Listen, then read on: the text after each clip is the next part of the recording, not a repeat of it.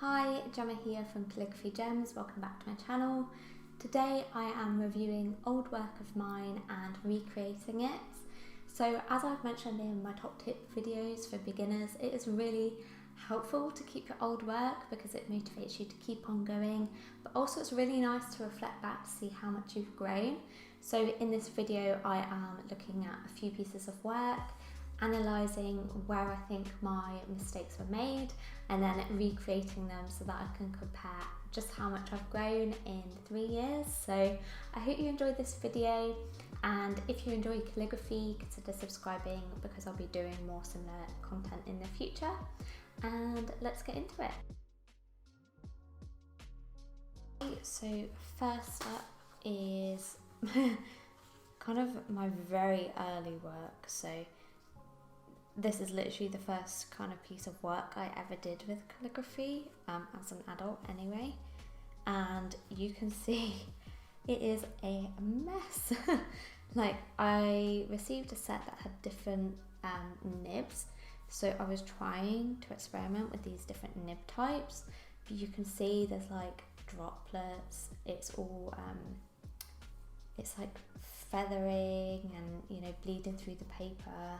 I'm running out of ink in completely random places, and sometimes it's not even legible, and obviously I didn't have the thick and thin down yet, so I really did not know what I was doing when I did this, but I find it kind of rewarding to look back in that sense. So yeah, this is my early calligraphy work when I was trying to use a dip pen, and I did not know how often to dip a dip pen. The nibs themselves were really difficult to use, and now that I have more experience I realise that the dip pen makes a huge difference in terms of experience. So look at this. Like, you know, I really struggled, and I think I got quite frustrated. I didn't understand why it wasn't working. And looking back, it was the tool that I was using, as well as obviously some lack of experience, because even trying to reuse these specific nibs recently, I found them really challenging. So find a beginner-friendly nib and ink would be my main learning from this. But I guess, you know, early on, also knowing not to give up and try different tools until I found out what worked for me. So I moved on to brush calligraphy and found that brush calligraphy was kind of my thing and what I loved. So actually, you know, by sticking with calligraphy generally and experimenting with different tools, helped me to discover, you know, what I really loved in calligraphy. And excuse any squeaking, I am very fidgety whenever I sit on a chair, so if you hear noises, it's my chair. Right, so I am going to recreate the alphabet using the dip pen that I currently have. This is, I think it's called a Moblique pen holder, and I can link down to it down in the description. So as you can see, it's much cleaner. I have the thick and thin strokes down a bit better.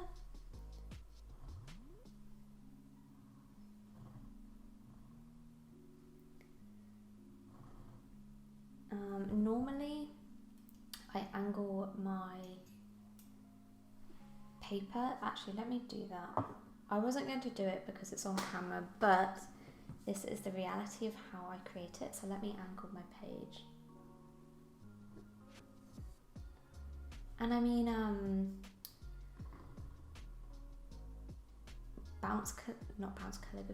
brush calligraphy is still very much my thing. So I don't have tons of experience with a dip pen still, but you can see, you know, there's already a vast improvement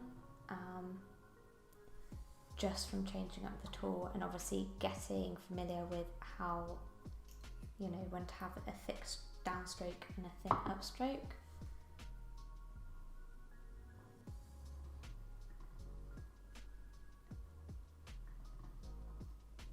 In terms of actual practical tips with, you know, a dip pen, to be honest, I'm probably not the person to ask because brush pens are my thing.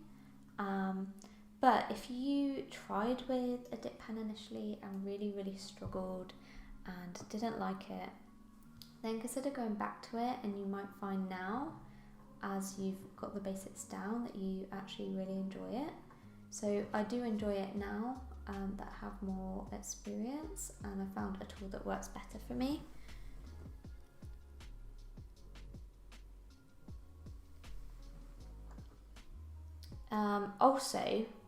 So before creating this video, I went back to try out the original nibs that I had to see whether it was me or whether it was the nibs. And I have to say, I think it was partially the nibs because they sucked up so much ink that I had to dip my nib in the ink after like every stroke I made, and you know, it was just really frustrating.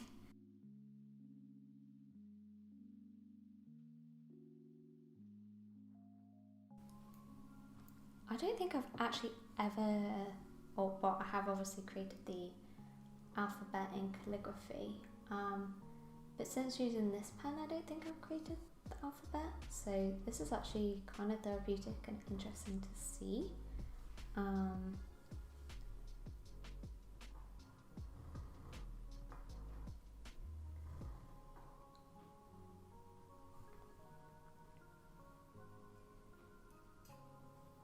Also, something that makes a big difference is paper.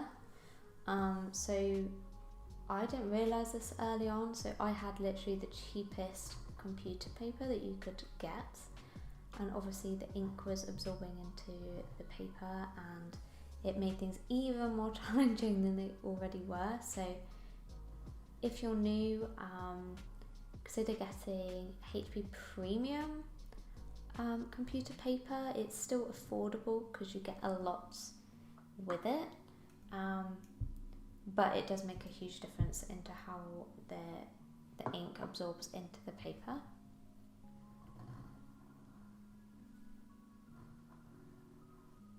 Just realised, I hope I am recording. I will finish this alphabet and then I will check.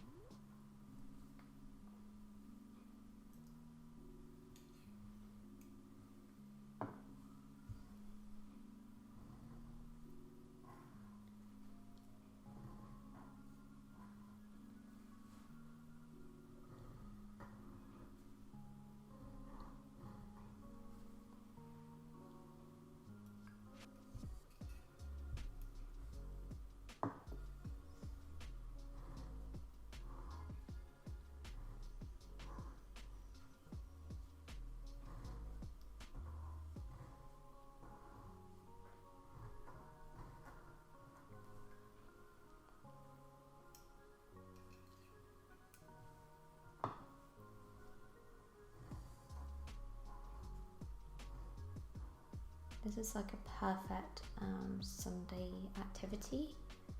Like, I've been doing calligraphy for years and it's still so relaxing just to literally focus on creating.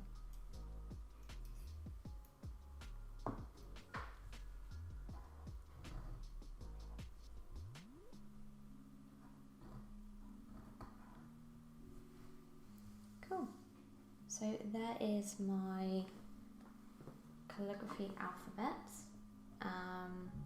using my Moblique pen holder. So I'll show you these side by side maybe.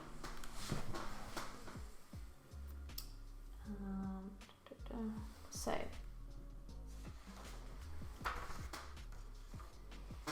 don't know how easy it is to see this, but you can see there's a huge difference. I feel like I've definitely honed in on my style a bit more, and obviously I understand just out of frustration. You know, you work out these things by making mistakes and listening to other people and from learning from their mistakes as well. So take on board, or try to take on board advice when it's given, because if someone's been doing this for a while, they'll probably know how to avoid that mistake. So after I'd experimented with a dip pen for a while, I found out that a friend used watercolour brush pens, and I was really excited to see what brush pens were all about. So I remember I was keenly waiting their arrival, and in the meantime I attempted to create calligraphy using a felt tip I just had lying around. I know now that the official term for this is faux calligraphy, but yeah, so the official term for this is faux calligraphy, but I did not know any rules about faux calligraphy. Faux calligraphy is still not my strength, but I'm still interested to attempt to recreate these because I know kind of the proportions and what things should roughly look like.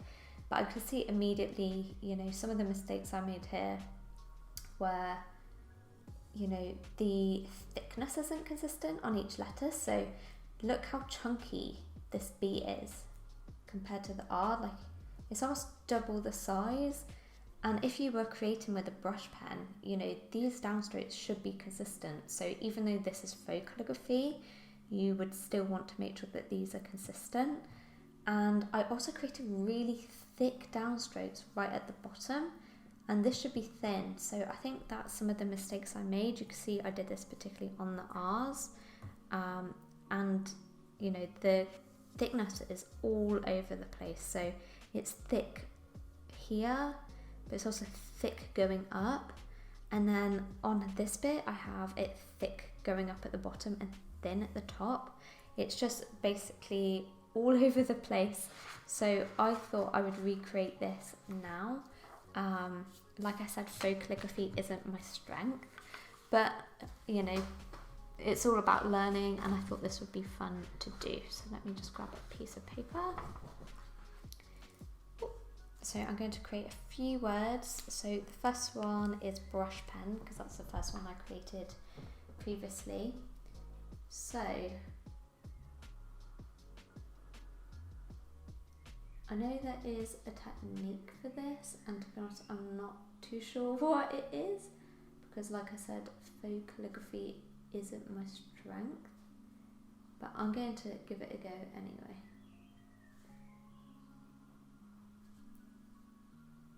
So I am starting with kind of monoline calligraphy,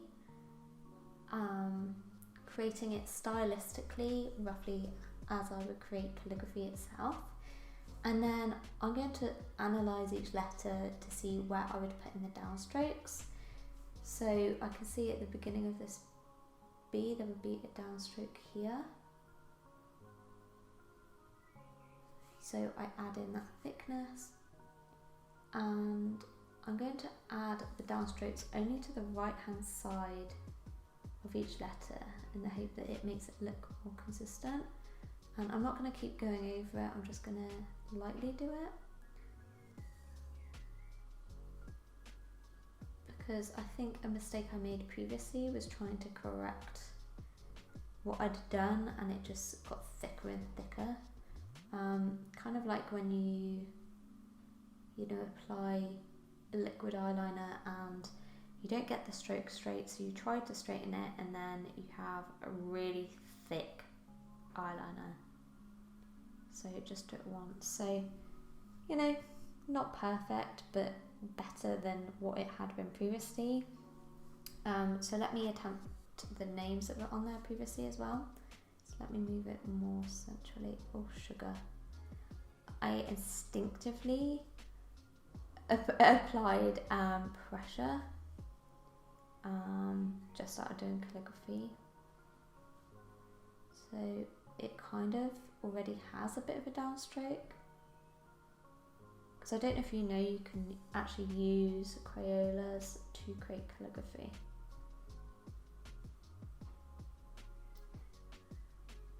Right, so there is a name. Let me do Dasher as well.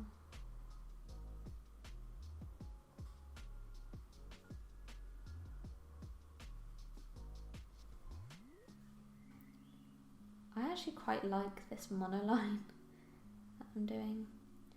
Right, so straighten it. I kind of aim to double the size.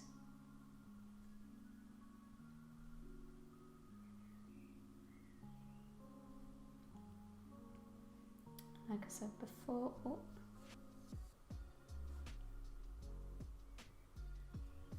Okay, yeah, and like I said before, I'm only applying it to the right hand side of things. So that is the change from previously to before. And I think one of the mistakes I made before was making it too big, you know, because you can see all the strokes when it's too big, whilst here it's quite minimal, so you don't focus too much on each individual stroke. So that is my second recreation.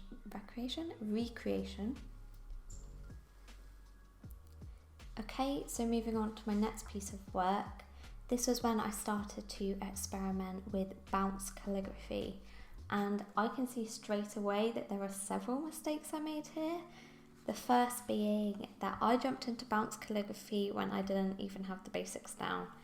So for example, can you see here? This looks like an E, kind of. I clearly did not have my letter formation down. I had thickness where there should have been thinness, and I hadn't practiced the fluidity. So you can see I had a thick motion here and then suddenly tried to add it in later. It should be smooth overall. And another mistake I made is that the bounciness isn't balanced. So for example, you know, the G and the E here are on the baseline, but the M suddenly goes off, so it makes it look unnatural because it's just one stroke that isn't as it should be. So when you're creating bounce calligraphy, you want it to be consistent overall. And I actually learned that there's a lot more to bounce calligraphy than just literally bouncing a letter. I've done a video on bounce calligraphy if you want to check that out in more detail. But yeah, as you can see, there's a few examples where I've just tried to bounce one individual stroke or letter.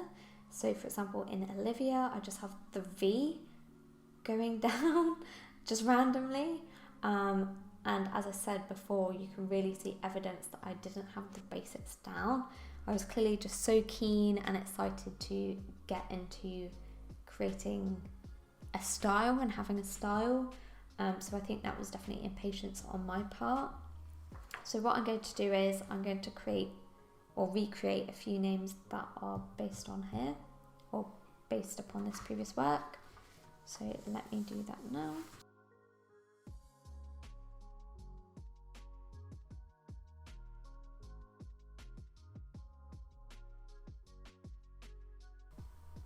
So let's start with my name.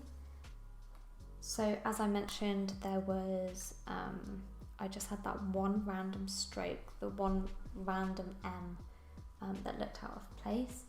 Whereas now, I would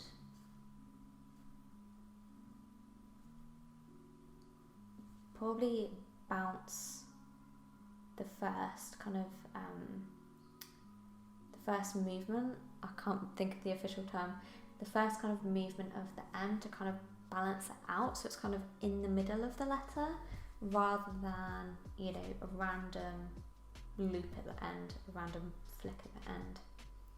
So the next name was actually my sister's name, Emma, so there's a Gemma and an Emma, so that's not confusing. So yeah, let me write Emma. So again, I would, you know, exaggerate that first movement, and then I would probably add this one a bit lower, because, you know, it's balanced out. You have some height here, some exaggeration here. Okay, so that is how I would approach those two names. And then there was Olivia.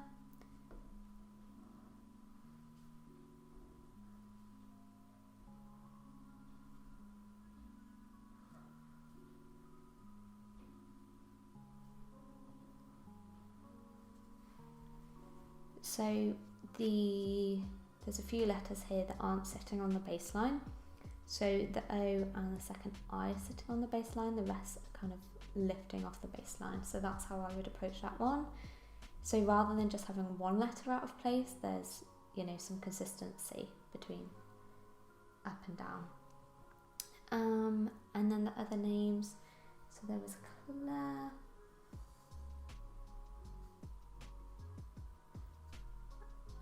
So whenever I have an A, I tend to bounce that specific letter. So, you know, the kind of loop in the A, kind of the O stroke, if you were, that's always lifting off the baseline for me typically. And then finally,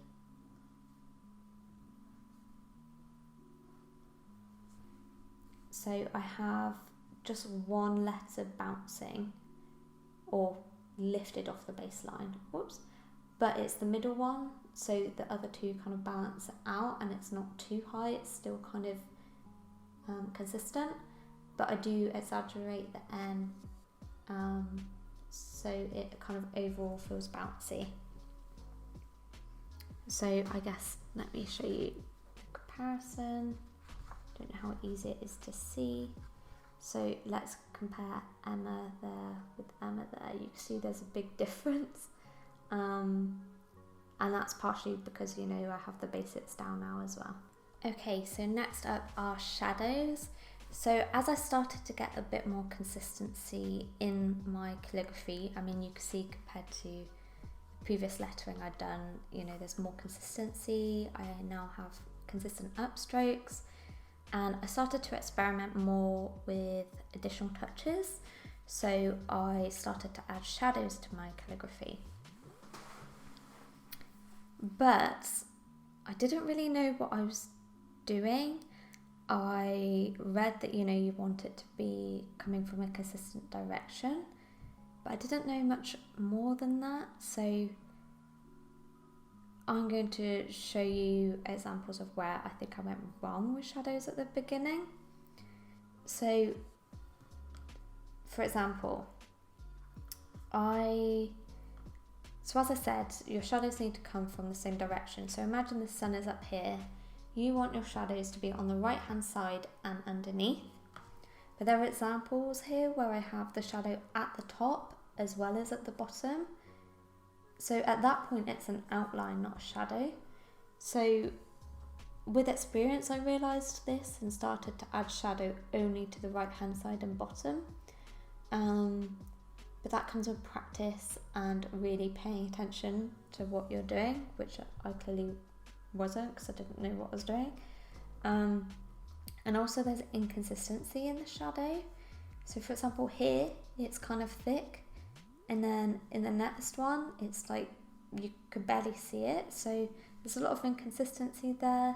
There are examples of where I missed where the shadow should be, so I was creating it on the right but still missed some, which still sometimes happens to me because you think you've covered it and then you just miss one little line. That's fine, that happens, but that's kind of where I think, you know, I was making mistakes here. And then on this one, I used a fine liner to create a shadow, and I was so wobbly. You can see here, you know, where it's disconnected, and I've tried to connect it and it looks really messy. And I've tried to not hug the letters this time, but that's left, you know, major inconsistencies throughout, because it is hard to keep steady. You know, that's fine. So I think what I do now is just really take my time, and I also hug the letters where I can with shadows. I think overall it's better for consistency. So let me show you how I would recreate this now.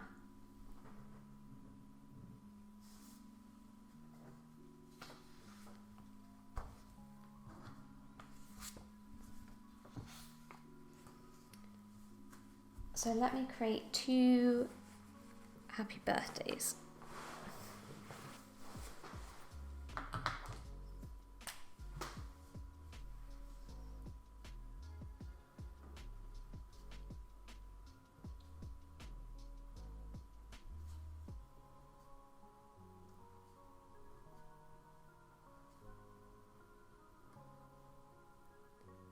I'm going to shorten it because you don't need to see me do the whole thing really.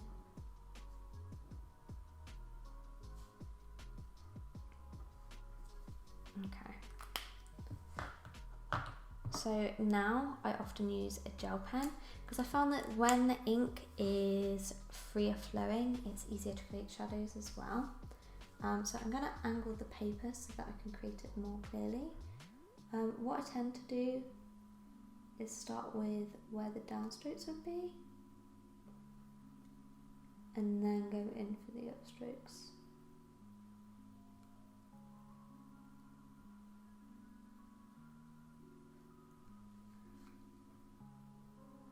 And even now,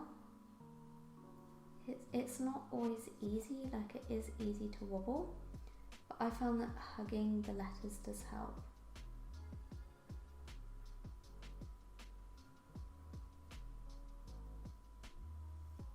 And remember that the sun is up here, so you want the shadows to be on the right hand side, oops, and underneath.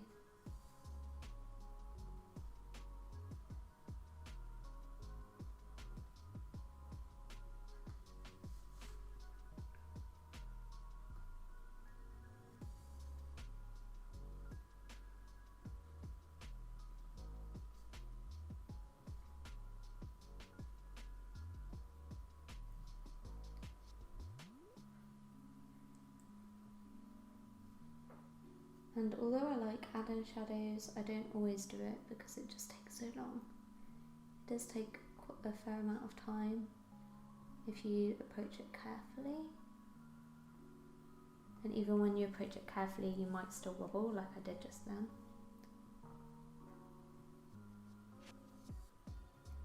Oh no. So for example, I have accidentally left a bit of a gap there. I'm gonna sugar. See, I've tried to amend it and I've made it too thick. So that is the downside of using kind of a fine liner, not a fine liner, like a gel pen, or not a brush pen basically is what I'm trying to say.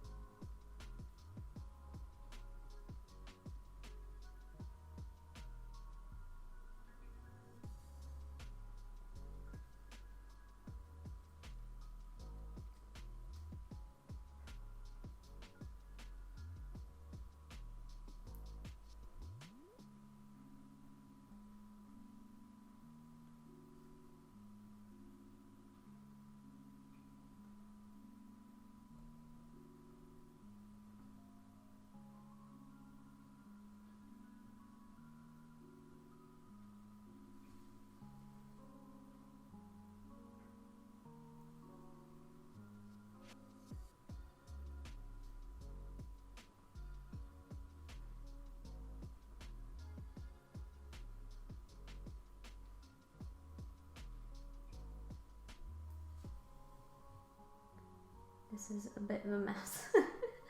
But it kind of shows that, you know, some things are just challenging and sometimes you do just need more practice. Like I said, although I do like to add shadows to my lettering, I often bypass it because I am quite lazy and it takes a long time. Okay, so that's one way of doing it. Oh, and like I said, you know, occasionally you might miss stuff, so I'll miss this one there. And is there anything? Try to go right into the corners if there's like white bits that are left. So I don't know if I'm happy with that, but there you go. That's realistically how I would recreate it now. Now let's try do it with brush pens.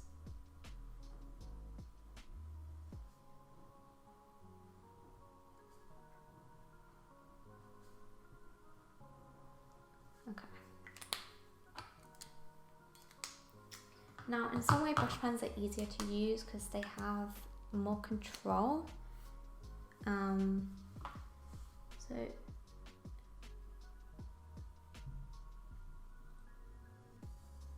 push down a bit when I'm creating the shadow, and that helps with the consistency.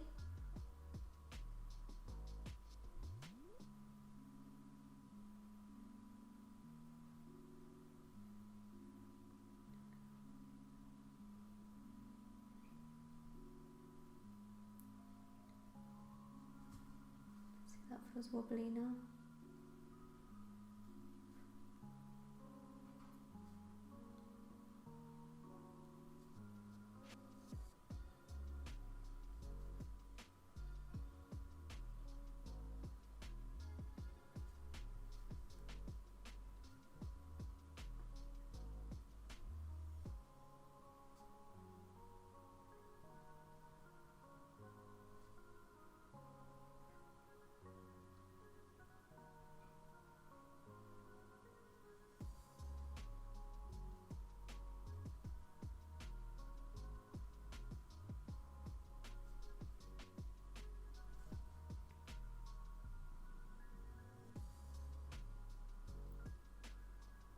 Still takes some time to do it.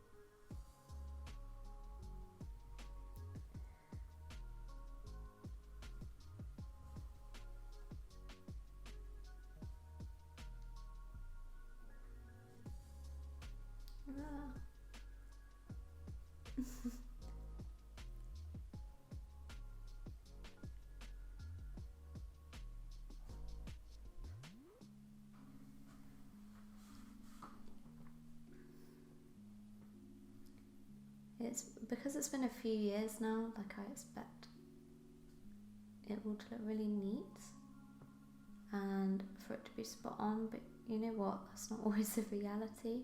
Even with just normal calligraphy, like I make mistakes. Okay, so it's okay.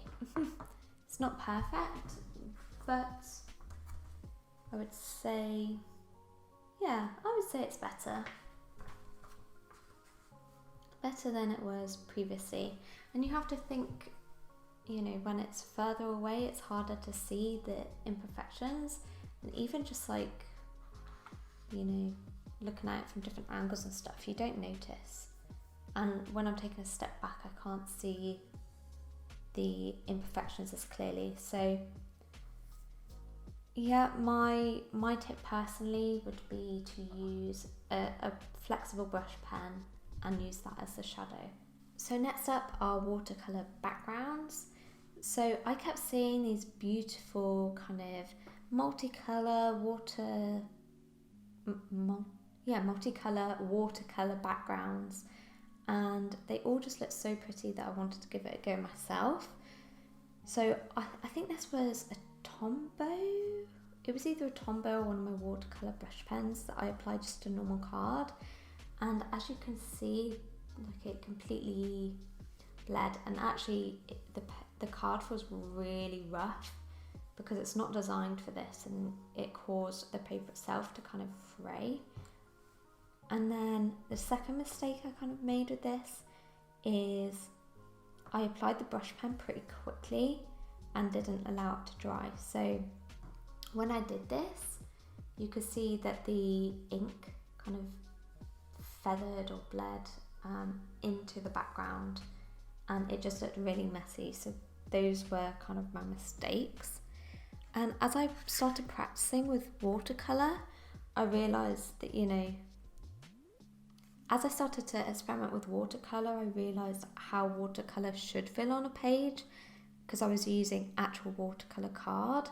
So let me show you some of the differences, or how it looks different now. So let me show you some examples. Is there another one I could find? Ah yeah, so I actually have an orange kind of one here. So these are my more recent examples. Looking at it, you can still see there's a bit of bleed, and I think that's because this is cheap watercolour card, but the card itself feels the same as, you know, when I created it. It's designed for watercolour, and it didn't fray, the paper hasn't frayed. And also it was much easier to go in with several colours. So this is one layer, whereas this is several layers. I've added a few different oranges here. So yeah, using watercolour card specifically was better. But I think overall, I found that, you know, stripping back and experimenting with less. So for example, rather than filling up the whole card, I just added a little streak. And I think this actually looks nicer personally. So rather than filling, like I said, the whole thing, just a streak, and I waited for it to dry. I think that's a really important thing to point out. Wait for it to dry properly and then add your lettering, because it's going to make a big difference to how it looks. It's not going to bleed. Yeah, be patient and wait. So moving on to the next thing are watercolour brush pens. And these were actually my first experience with brush pens, which in retrospect is not great, because these are probably for people more advanced with calligraphy. They have a very flexible tip. It's more like a paintbrush, so it's quite difficult to move. But probably a silly... So I was already going to have some difficulty as a beginner using these as a brush pen, but a silly mistake I made was assuming that water-based meant the same thing as watercolour. That kind of goes to show how little art knowledge I had. So because I heard that other brush pens were water-based, I thought that watercolour meant the same thing, and that I could just use them as is without applying water, which in retrospect is really silly, and I got really frustrated because I just thought these pens were broken, but nope, it was because I didn't know how to use them properly. So let me show you kind of my experience with them. I've misplaced the original work I did with these, but I'll show you kind of my overall experience. So because I thought water-based meant the same thing as watercolour, I did not use any water. So as you can see, the ink is just not there. So I was getting really frustrated thinking, oh, these are rubbish pens, they don't work. And I'm really glad that I didn't complain about these pens on Amazon or something, because I would have looked really dumb. So it was actually years later I realised my mistake. So when I started to experiment with watercolour itself, I kind of had a light bulb and I thought, oh, maybe that's where I was going wrong with these. Maybe I need to use water with watercolour. So yeah, very silly mistake. But you know, you're going to make silly mistakes in your calligraphy journey, and just accept them and kind of laugh at them once you've learned from your mistakes. So now I've applied water, you'll see the difference. Like, there's a huge difference. So, you know, they're still kind of tricky to use because, like I said, they are a flexible tip, and I don't have much experience with watercolour calligraphy generally, but there is still a huge difference between what I created previously and what I can create now, because I know that you have to add water. So let me create a word with them. Let me create my name.